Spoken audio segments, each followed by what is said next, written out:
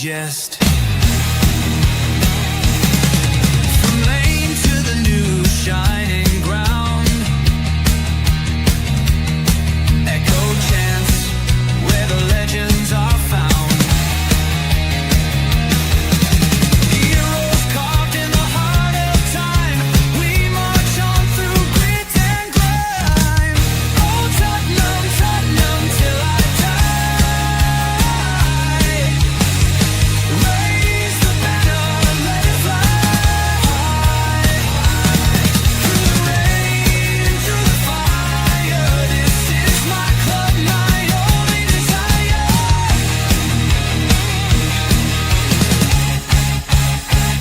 Oh Tottenham, Tottenham till I die. Raise the banner, let it fly. Through the rain, through the fire, this is my club, my only desire. Echoes of King and Greaves in the air. Every goal, the sound declares. Heartbeats pound like a drummer's song, marching forward, fierce and strong. We're the ones who rise in the clash. Numbers running in a white shirt dash. History burns in the roaring crowd. Every game we scream it loud. I'm Tottenham, Tottenham till I die. Raise the banner, let it fly. Through the rain, through the fire, this is my club, my only desire.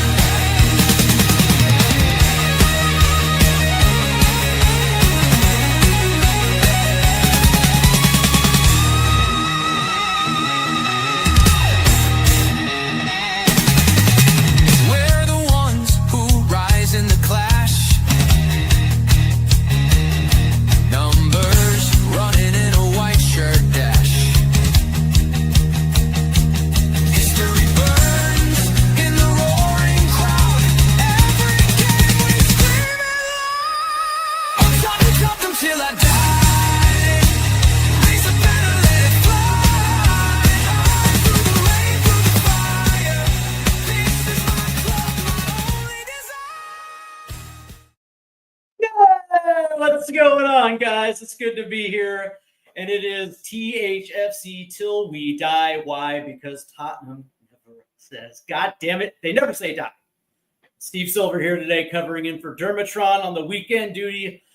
Speaking of Dermatron, it sounds like he is out of the hospital and he's back home recuperating from what has been described as a little bit of a heart issue. And maybe he might be back on Sunday. Maybe. Definitely by Monday. So the day-to-day operations of THFC TWD will be resuming normally starting on Monday at the very least. But all right, so we have a show today. And we are talking a little bit about the investment and the naming rights. We're also start talking about Morgan Gibbs White, because this, quite honestly, is absolutely ridiculous what's going on. In the fact that Nottingham Forest's owner, literally, this happens. These type of things happen every single transfer window, and this is nothing new. And Morgan Gibbs White will be in a Spurs shirt. Yes, there's going to be a little bit of a delay, but there's nothing really that Nottingham Forest can do, because, hey, that's why, if you don't want somebody triggering a release clause for one of your best players, hey, don't put one in there. Simple as that. And they don't need to ask your permission to engage a release clause. They don't need to ask your permission. We're going to get into that. Don't get me started. Yes. Okay. So before we get into it, make sure you hit the likes and subscribe buttons, and as well as thinking about picking up a little bit of a membership, because the more memberships we do, the more stuff we can do as far as membership shows, fan shows, and all that other good jazz. But also, we're on the race to 5,000 subs. So if you do happen to like what you hear, make sure you hit the sub button and be a part of the Spurs community, man. It's all good stuff. All right. So let's see what we have here in the chat. And it's Jazz Fusion. Kudos on Kudus. Thank you very much. Easy and MGW. When is a clause not a clause? Visa, never Misa. Wharton, hey, at least we can confirm Levy has no problem spending money, the money of others. What's in a naming right? Well, apparently 300 million. Exactly. Let's see. Evening all is MGW joining. We're going to get into that in just 1 second. G Giant 68. What's up, man? Good to see you. Let's see. Should Simon, but who knows? Forest owner got had, just not by Spurs. That's right. I think they lost Anthony Alenga too. And then Dan Davenport. What's going on, guy? All right. So the story of Morgan Gibbs White is just hilariously funny, because it's either they didn't want it known that Morgan Gibbs White had a release clause, but guess what? It's all public record. These contracts are not private contracts. These things are always made public, especially considering that these players pay taxes. So of course these things are public. It wouldn't be hard to find somebody's contract, and it happens all the time that teams will come to personal terms before they negotiate with the club. But that being said, Nottingham Forest is upset, and they feel like Tottenham has done something wrong. They haven't, to me, I think this just feels weird, right? Because I don't necessarily know what Forest are accusing Spurs of. Now, until more information comes to light, for me, there's two things. Forest didn't give permission to Spurs to enter into negotiations for Morgan Gibbs White's transfer fees, or Forest are accusing Spurs of tapping up Morgan Gibbs White over personal terms by negotiating with his people before they submitted a bid. Now, again, these are release clauses. They don't need to negotiate. They just have to pay it. See, here's the thing. But the first, the first one that I was mentioning, it is patently ridiculous because, again, he's got a release contract, right? And the definition of that would mean that any club can meet that clause, pay the fee, and then come to terms with the player. Now, what they're suggesting is that Tottenham were tapping up, which is, I guess, technically still illegal, but every club does it now. Says you don't have to search around the Premier League to find out if clubs are doing this. They are, right? Where a club will negotiate personal terms with the player, and then negotiate the release clause. It happens every year. As a matter of fact, last year I'll give you a good personal. I'll give you a good one here. Last year, when Tottenham Hotspur got Dominic Solanke, they negotiated with the player first, came to personal terms, and then triggered the release clause. That's it. And I can guarantee you, Bournemouth was not crying foul of tapping up the player before the club. It's just it doesn't matter. And so, of course, they're going to report them to the Premier League, which is fine. And all this is going to do is the Premier League is going to say, all right, and he's going to end up in a Tottenham shirt. So all of this is much to do about nothing. And I understand. I understand it from a Forest perspective. I get it, right? They're coming off a year in which they made a lot of noise, and they, I think UEFA bumped them up to the Europa League in favor of Crystal Palace, which is ridiculous. That's a story for a different day. But the one thing that Forest wanted to do was at least have a good effort to try to run it back. And now they've lost a couple of their good players, and now they're going to have to try to scramble and try to fill these roles, which I don't think that's going to be that big of an issue for Nottingham Forest. But I understand why they feel the way that they feel. But that being said, Spurs have claimed they've done nothing wrong, and of course they haven't, because they're following the protocol of what every other team in the Premier League does, including Nottingham Forest. They do the exact same thing. But I get it, man. They're upset. They weren't expecting Morgan Gibbs White to leave. Such is life, man. Such is life.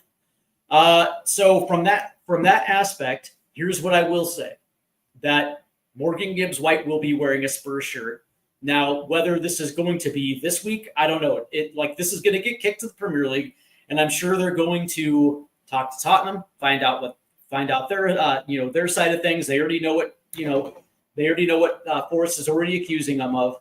And of course, I would probably assume that this thing is going to be wrapped up in a couple days, because unless that's the thing, right? There's this old saying, it's called when there's smoke, there's fire. Unfortunately, I don't think there's smoke.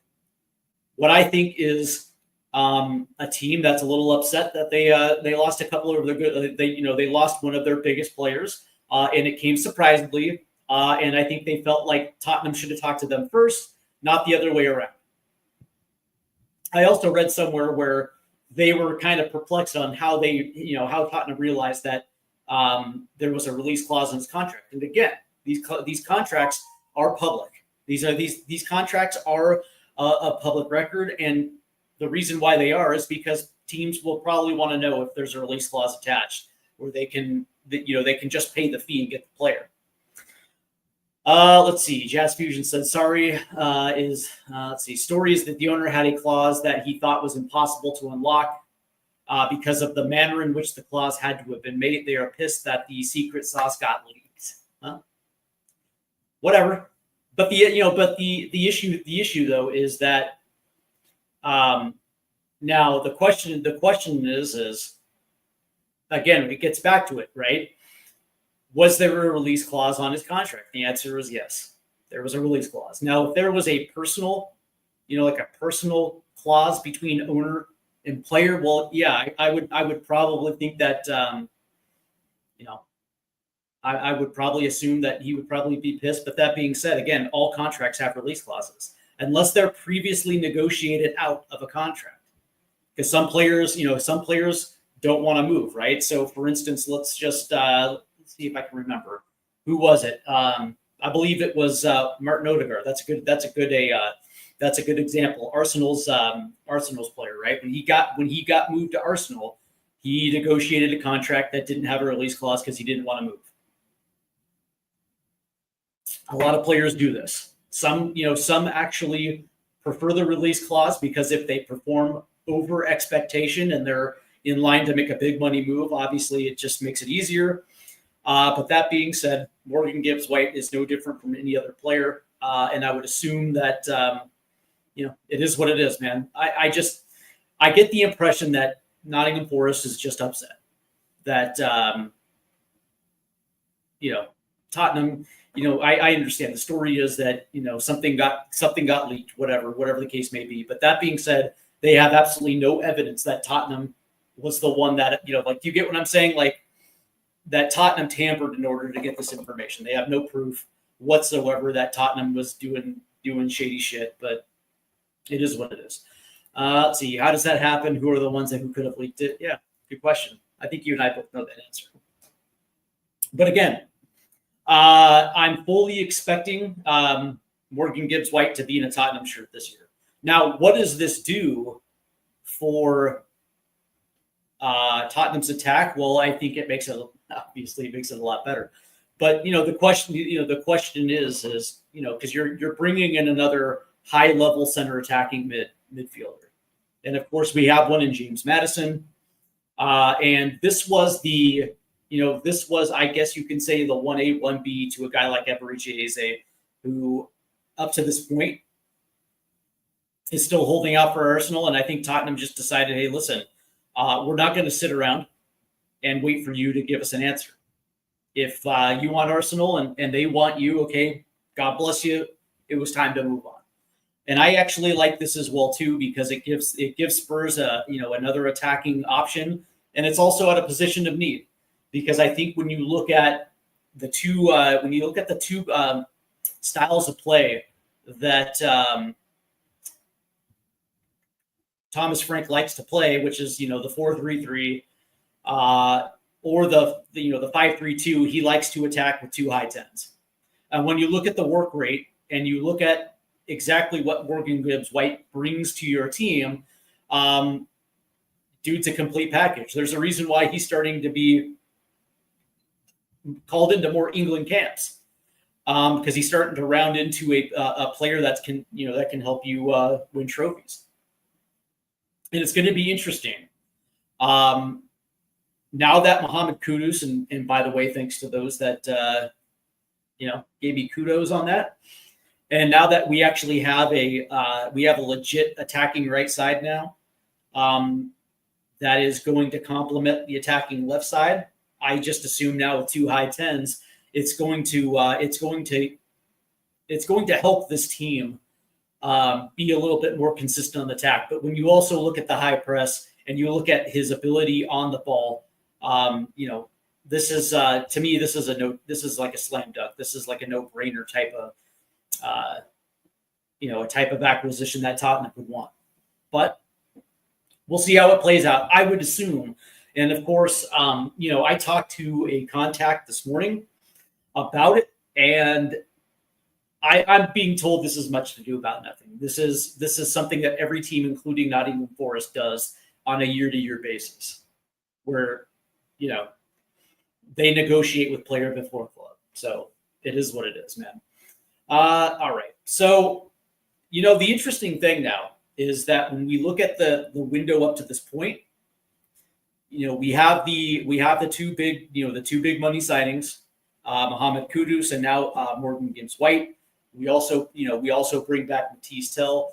And when I look at this, look at this window in I guess you can say in totality, it's actually shaping up to actually be a pretty promising window. I would assume that there's going to be one more big player involved, because again, they still need another striker. I know that fans want another 6, but I don't think that that's going to be a priority. And I don't think there's going to be another left-sided center back, and I highly doubt that there's going to be a left back, because I get the impression that we're going to end up getting a striker, and I think we're probably going to get a backup right back that's going to allow Jed Spence to play that left side. That's just my gut feeling on this. And I don't know. What I don't know yet is the level or the caliber of striker that they're going to bring in, but it feels like all roads are pointing to that, because I've been hearing that I'm hearing that there is going to be some movement on Richarlison, and Yves Bissouma as well too, just for clarification. But those two are probably I realize that Thomas Frank has said nice things about Richarlison, but the injury issue still remains, right? There is not a lot of trust in being able to count on Richarlison, and they're going to need somebody that is going to be able to fill in those gaps with Dominic Solanke. And so the question then becomes: is there I guess you can say, is there going to be a striker available who is either at Solanke's level or just a little bit below, who's going to be in the price range Tottenham is looking to pay, which I would probably assume is going to be in that 40 to 60 million pound range, and who is going to be able to complement what they're trying to build with this attack. I haven't heard any names, so to speak. But that doesn't mean that that's going to stay that way for much longer. Gerard O'Connor checks in. He says a new keeper will arrive. I have not heard that at all. I think that right now the keeper situation is pretty much locked in. Number 1 and number 2. If there's going to be any movement, it's going to be with that 3 or potential 4th keeper. But they're fine. They're fine at goalkeeper right now. All right, so moving right along. So I do want to talk about this naming rights deal, because it's interesting. As I think you and I were not necessarily surprised to hear this, because number 1, Tottenham have been looking for investment, and this is the easiest way to get that type of investment, right? And let's see. So essentially what it is that this is the easiest way to bring in a lot of capital. Okay. Now, without necessarily taking on minority owners, right? You're looking for an investor to bring in an influx of nearly 500 million pounds, and you're going to give away like what 5% maybe. I highly doubt it goes over 10. But that being said, this is the other route where you actually have a long-term naming rights deal that's worth excess of whatever per year, but the total investment for this essential sponsorship is going to be in that exact same amount, anywhere between 350 million to 500 million over the life of the contract. And what it looks like right now is that he's looking for something in that $400 million range, something that would give him 30 million a year for 15 years, somewhere in that range. Now, what the interesting thing is that I would probably assume they're looking for in that 20-year range for that 500 million type of deal. I would probably assume that if when all things are settled, it's probably going to be somewhere in that 25 million price range per year. But again, it gives them that extra revenue that they have yet to hammer down, which is kind of surprising. You would think that when the new stadium opens, you would think that one of the first things that would happen is there would be the stadium would have like a naming rights deal in place, right? It's to offset the capital to make sure that the revenue continues to go in. But for whatever reason, Tottenham decided that wasn't necessarily the time to do it. But it's feeling like it's about to happen. And what does this do as far as the football side? It's a good question.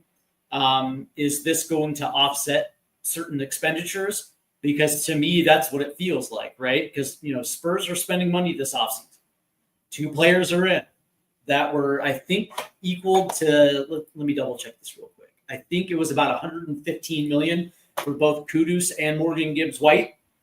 So, for me personally, I think this is going to offset spending. But the real interesting thing is going to be the investment portion of it, because I'm also hearing that there is going to be significant investment in this club. And what does that have to do with I guess you can call it the executive level of Tottenham Hotspur? Is this going to be a full takeover? Now, if you guys are longtime listeners of the channel, Derma broke it a while ago that there is going to be a takeover at Tottenham Hotspur, which means there's going to be new owners, and of course, that would end up being the eventual end of Daniel Levy as a chairman. And I think the interesting thing is when you connect the dots and you see all the things that have been happening at the club already, with the new CEO in Ben Charrington. We have a new president of football operations in Vinay, and then of course we have Fabio Paratici back in the fold as well too. And it almost feels like essentially the Tottenham are getting their ducks in a row for them to eventually make the eventual sell. And of course, I buy into it as well too, because again, Derma's got unbelievable contacts. I do as well too, and I will say that people that understand exactly what's going on don't necessarily talk unless they actually have something that's concrete. I'll just say that. So as of right now, you can expect a naming rights deal. That's going to happen. And I would probably assume by the end of this window, there is going to be an announcement for major investment in the form of a complete takeover or a large investment as far as minority, but I can't see that. I actually think it's either going to be all or nothing, which essentially means that the majority shares of the club, which is owned by ENIC, and of course ENIC is operated by the Lewis Family Trust. That would be the 80%. That would be the buyout, which means the majority ownership would end up going to the lucky winners who happen to put in that submit that bid. And it would keep Daniel Levy on as a minority investor. He holds 20%. So in order for him to take a less role, he would have to sell a certain amount of shares. Whether or not that's going to happen, but that being said, a new majority owner is probably going to want to make sure his people are in the places where they need to be. And I think that was the first sign of that. I think by Enoch was the appointment of Charrington. Personally, that's just me. Let's see. Jazz Fusion says they are allegedly negotiating for Adam Martin. Leeson can play on the left or down the middle. Sirkin should come in at left back. Real is starting to turn the heat up on Romero. Milan want Destiny. Okay. Well, Milan's not going to get Destiny. That's number one.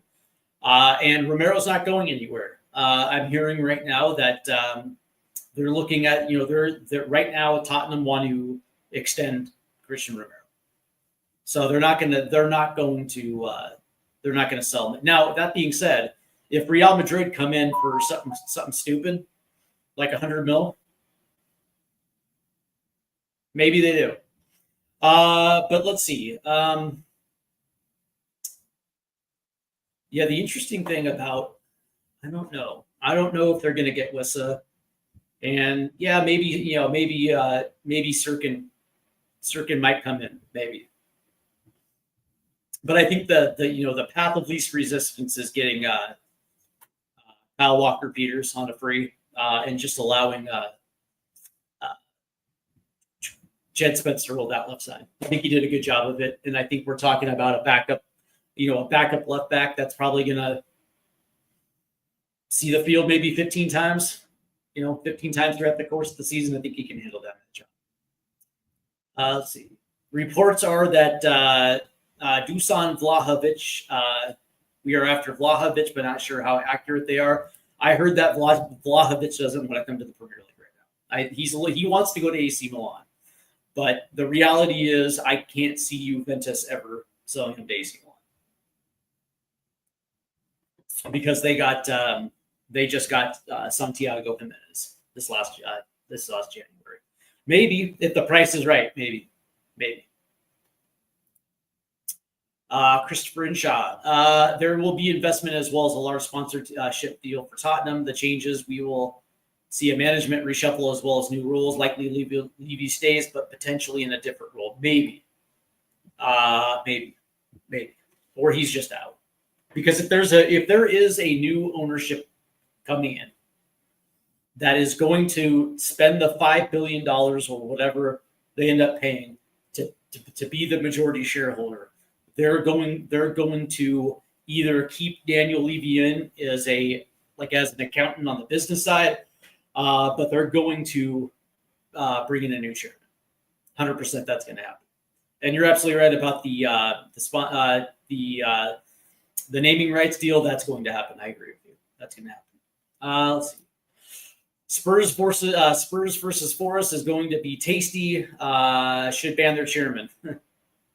Yeah, but see, here's the thing, Philip. And again, we were talking about this at the beginning of the show, that this is what happens all around the Premier League. This happens all the time. What they are accusing Spurs of, I guess you can call it tapping up, which is, I guess in America we call it poaching, right? Where they're going to talk to a player that's already under contract with a different team before they're actually going to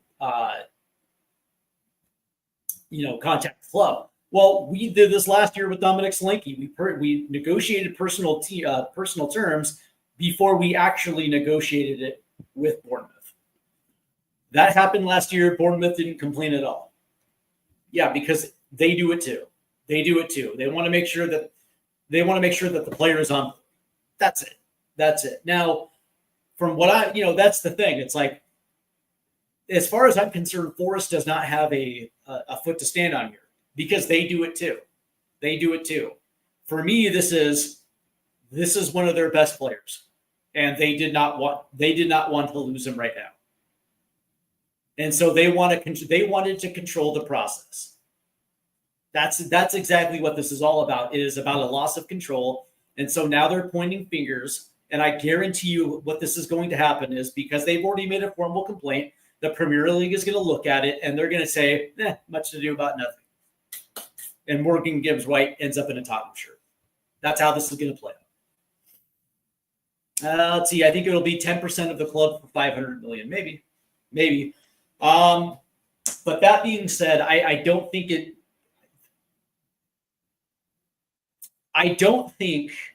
any investor is going to want to shell that, for if somebody has 500 million pounds to invest.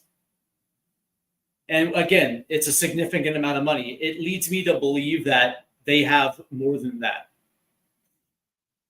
If you got 500 million as an investment, you got a couple billion laying around. Why not try to get a consortium and try to buy the team just outright? Now, I'm probably assuming that who knows, maybe Enoch doesn't want to sell, but I would probably assume the Lewis Trust wants out. Joe Lewis himself doesn't even like football. This right here have let's see. The interesting thing is, when people buy clubs, they're not doing it necessarily for the year-to-year profit. They're doing, like, you buy a sports team for it because it's the long game.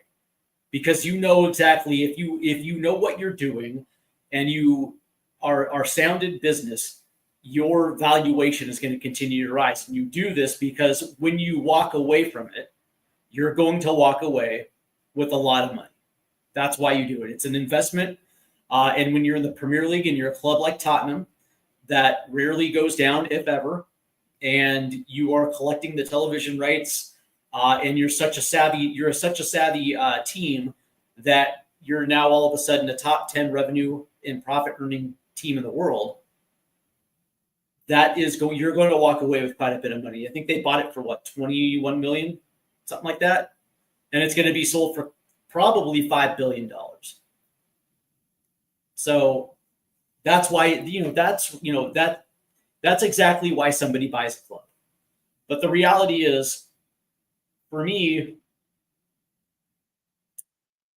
I know that the Lewis Trust does not want to be involved in it. They want to cash out.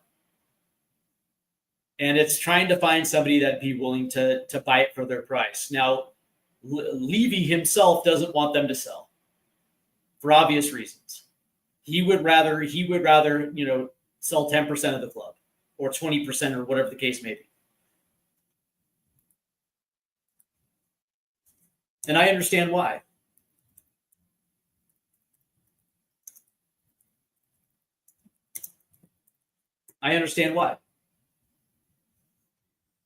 Let's see. The interesting thing, though, is that any ownership stake is going to be at the latest valuation, which I believe was at $3.75 billion.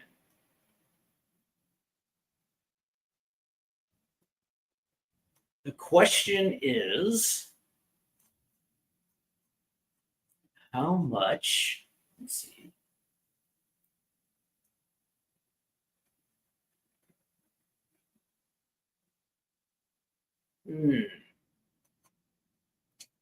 The question is why would again, if you had that kind of money, why would you only buy 25%? Unless this is your first step in to potential full takeover. That would be the only reason why I'm doing it, right? I'll buy 20% now, and then over the course of the next 3 to 5 years, we'll buy out shares, right? Now, this is important. I make this distinction for this reason, because if they are, for interest, if they are a team that already owns a massive club elsewhere, I'll use this as an example. PSG, owned by the Qatari, the Qatari investment fund. Well, Premier League rules state that if you are a multi-club owner that you can only, like, your first investment has to be a minority investor until you sell that club that you already own. You can't, you know what I mean? Like, you can't just, you have to sell one to acquire one in the Premier League. And so, yeah, like, you can have a deal where it's like, I'll buy 20% now, and then over the course of a 5-year deal, I will acquire the majority share, but I got to sell this club over here. So let's see. Spurs side chat. Levy will step aside as chairman. People laughed at me a month ago, but my source is right. Yeah, that's good. Yeah, see, here's the thing, right? It's going to be interesting to see how this plays out, but 100% there's going to be a takeover, and it could eventually come. It very well could, Spurs side chat. It could come in the form of an initial 20% for X amount of money, 200 million, whatever, 500 million, whatever the case may be, and then of course over the course of a 5-year period, it could be a majority. Pending them selling another club, whatever the case may be. But that being said, a lot of interesting news. And for me, I think the biggest one isn't necessarily the player aspect, because I think that once July 1st hit and the new cycle of FFP, PSR came into play, I expected Tottenham to be active when it came to the transfer window. I didn't think they could necessarily afford it. But that being said, if they actually had the type of window we had last year, it wouldn't surprise me either. I think I said that on multiple occasions, that my expectation was the exact same window. But if something else happened, that would be a huge step in the right direction. But what I will say, for me, it's the investment, right? Because I think, to sell a club with that type of magnitude, you actually have to make sure that things happen in a correct order. Because again, I'll give you another good example, right? So the naming rights deal is probably going to come first, 100%. That's going to get locked in play because it changes the valuation of the club based on revenue, right? That's how you even get a valuation. Your valuation is dependent on the league in which you play and the revenue in which you draw. And Tottenham are a big draw. But now that they have this naming rights, it means that that appraisal is going to go up a little bit. And so they want to make sure that everything is in place, because when they do it, they want to make sure that it's at a higher valuation, because they actually can increase the level of investment. And I think you're right on this one. He wanted the European, just wanted to win a European trophy. He knows he can't achieve any more without major investment. Levy knows ENIC doesn't want to, so new part owner will. Yeah, I'm sure. The interesting thing, though, is that was that more on Joe Louis, or was it on Daniel Levy, or was that just the model in which they wanted to operate, which was self-sustainability? I mean, Levy has a hand in it. His valuation continued to rise as well too, as a minority owner, right? And say what you will, yes, we didn't really win much, but what's your definition of winning? If I'm an owner, being able, like, eventually when I do sell it, being able to sell it for $5+ billion, I would think that's winning. So I think it all depends on what your definition is. So let's see. But that being said, we are fans of Tottenham, not for the business acumen of certain players, certain people, but we are Tottenham fans because of the product on the field. And so I guess my question to you guys is two things. Number one, now assuming that Morgan Gibbs-White is going to be in a Tottenham shirt, and he will, how would you guys rate this window so far when you think about Kota Takai, Matisse Tell, Muhammad Kudus, and now Morgan Gibbs White. How, like, I'm not asking you to give a grade, but that being said, how do you guys look at this window so far, and where do you guys want to see investment in the next position on the pitch? Do you think it's a striker? Do you think it's a defensive mid? Because I got to be honest with you, I think we're fine at defensive mid, especially if Betancourt gets re-inked to an extension. 100%, I think we're going to be fine because we have me personally, I'm personally fine with Archie Gray playing the backup six and letting him develop at his natural position with Betancourt taking the majority of it. You're going to find ways to get Archie Gray on the pitch at that position.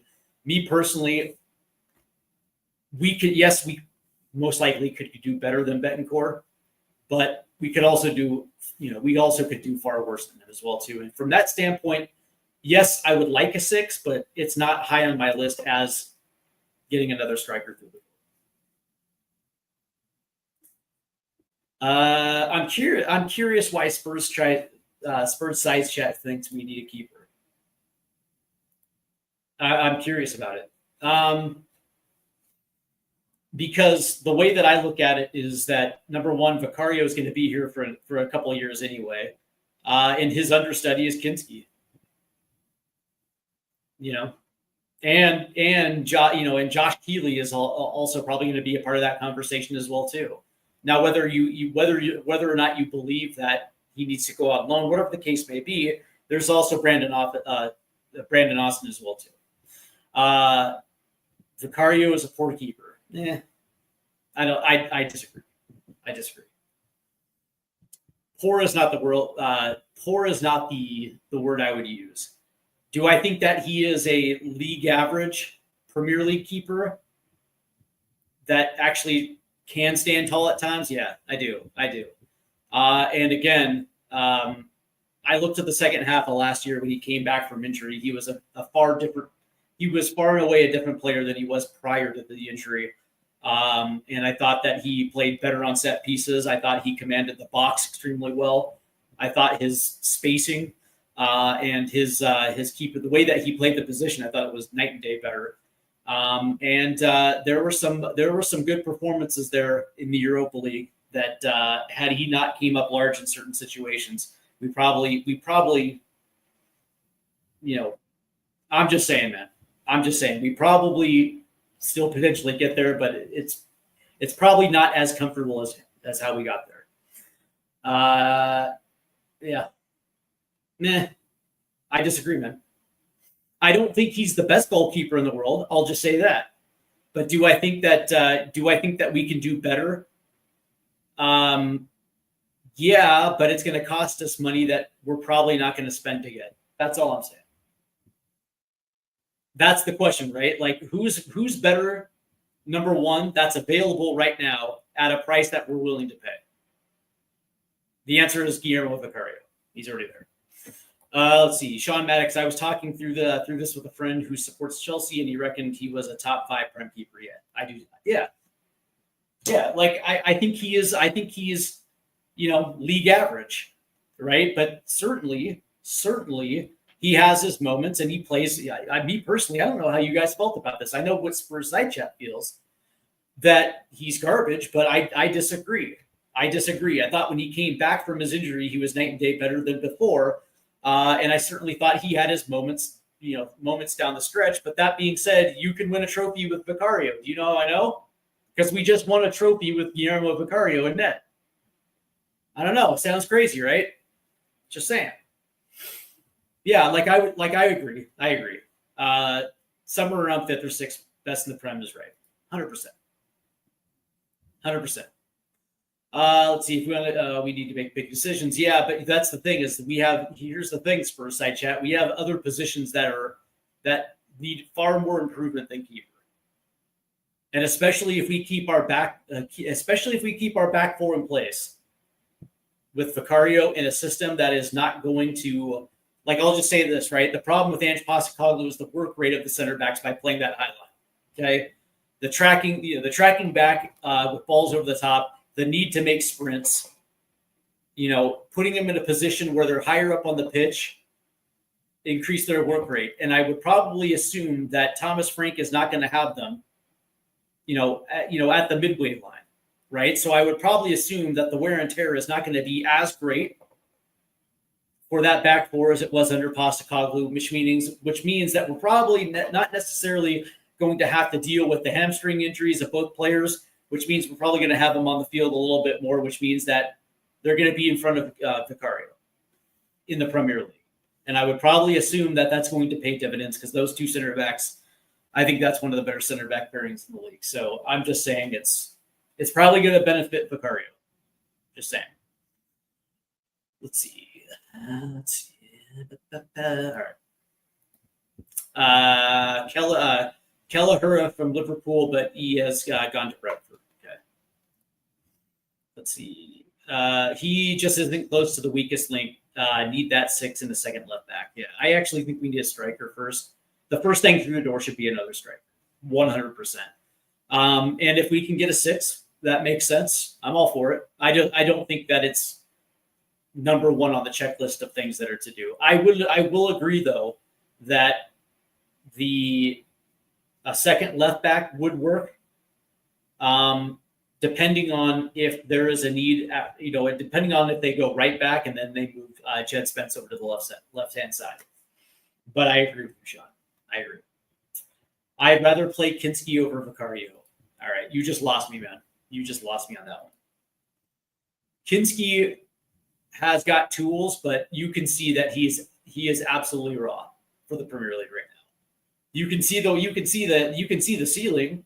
But the reality is, he looked absolutely lost in the Premier League when he played. And a lot of that, listen, I will concede that he wasn't playing in front of the entire first team. He was playing, essentially in back of squad players that showed at a lot of times that they weren't able to compete on this level. So I'll get that out of the way. But the reality is that Kinski is nowhere ready yet to be able to compete at the Premier League level. Not yet. And there's, here's the thing. I'll even say it. There could be a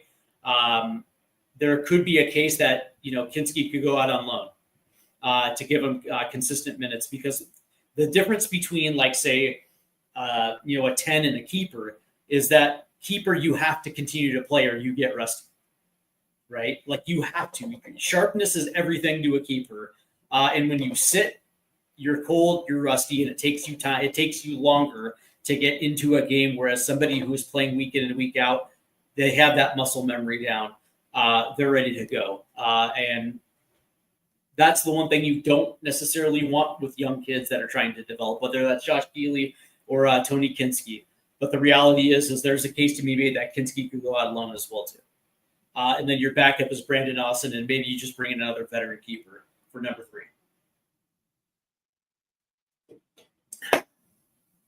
Because at the end of the day, what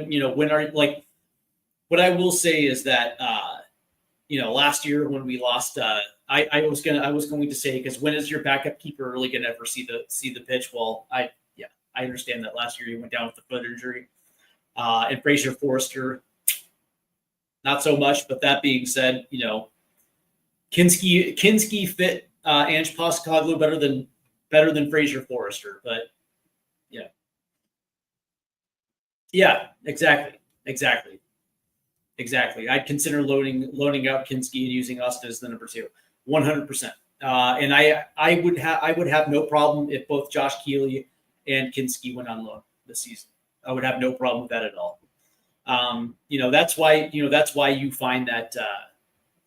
That's why you find the Fraser Forresters of the world, because if you need a backup to the backup, it's not going to cost you an arm and a leg. All right. So, all right. As we're getting close to the end, I do want to say thank you for all you guys out there. I always enjoy the chat. I really do. I enjoy it because, quite frankly, I just like the interaction. And of course, I respect your guys' opinions. Sometimes I want to know more. I would play Kinski over Vicario. Chat right there by Spurs side chat. I would like to know why. So that's the thing. It's like you'll never hear me necessarily put you down. More oftentimes than not, I'll ask you why. But let's recap real quick before we end this one out. But what I will say is that as far as Morgan Gibbs White goes, he is going to be in the top sure.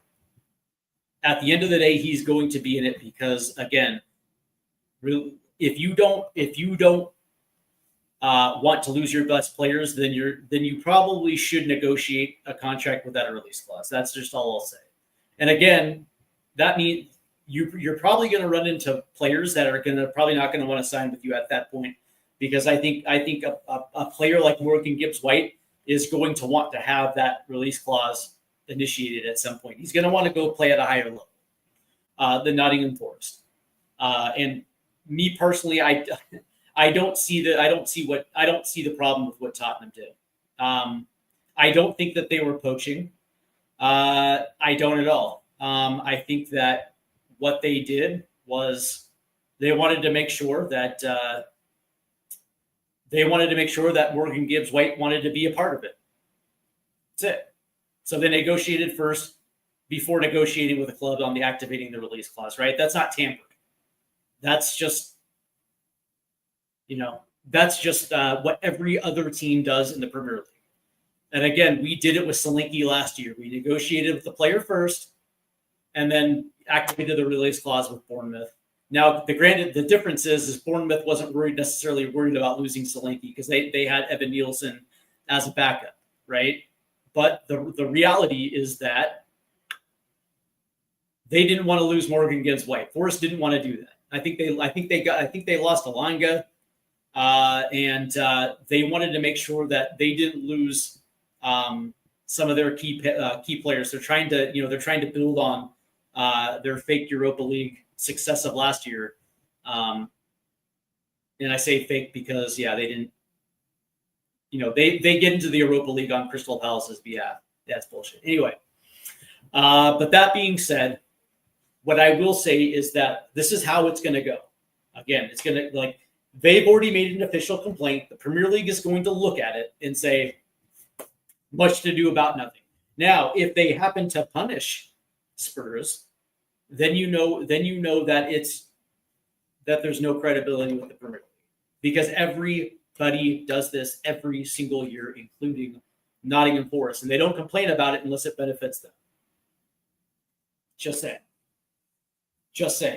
Morgan Gibbs White will be wearing a Spurs shirt, and I would probably assume that officially it's probably going to be at the end of this upcoming week. It's only going to take 48 hours for the league to come back and say, nah. But as far as I'm concerned, Spurs triggered their release clause, and that's it. All right, let's see real quick before we head out. We have the threat. Yeah, the threat does reek of desperation, 100%. Vic is a top six keeper. How much we conceded 70 goals last year when we were up in the top four worst defenses. How many games did he play last year, man? Because he was out for like 2.5 months. And then, of course, we rotated in the second half of the Premier League season. So let's keep it real here. Let's see. Gerard, look at Vic's numbers compared to the defense. Vic was making a lot of saves. Defense just didn't do enough, like a good keeper on a relegation side yet. There's so many good goalkeepers available than Kinski. There's so many better keepers available than Kinski. I mean, Vicario. Forrest has so many complaints it will be ignored like the boy who cried wolf. I agree. And I agree with this as well too. Yeah, Spurs are not when it comes to business, Spurs, yeah. And when they say that we have done nothing wrong, believe it when they say that they've done nothing wrong. Yeah, that's exactly right. Levy isn't stupid. All right. All right, so here's what's going on for the rest of the weekend. I will be back on Sunday. Tomorrow, I am going to be out of pocket. It's unfortunate that I was only able to get one show done this week. Unfortunately, Derm is still out. I think he's going to be back on Sunday. At the very least, he will be back on Monday. But as far as me, tomorrow I'll be out of pocket. I'm taking my dad out for his birthday. I should be back on Sunday. Whether that's the Club World Cup final watch along or the MLS watch along, it will be back on Sunday night. As far as Saturday morning show, that's not going to happen tomorrow because again, I got to wake up early and take my dad out for his birthday. So it sucks. Not going to happen tomorrow. It will be back a week from tomorrow. But hopefully Derma's back and we will be doing the Premier League show on Sunday. So until that, I wish I had more, man. I wish I had more. But I do know that I can tell you at the very least, Derma will be back by Monday at the latest. So thank you guys for tuning in. I hope you guys have a good day. Enjoy the weekend. Happy Friday, guys. From lane to far and wide, with the pride of the fight. On this journey we'll ride, with our passion burning.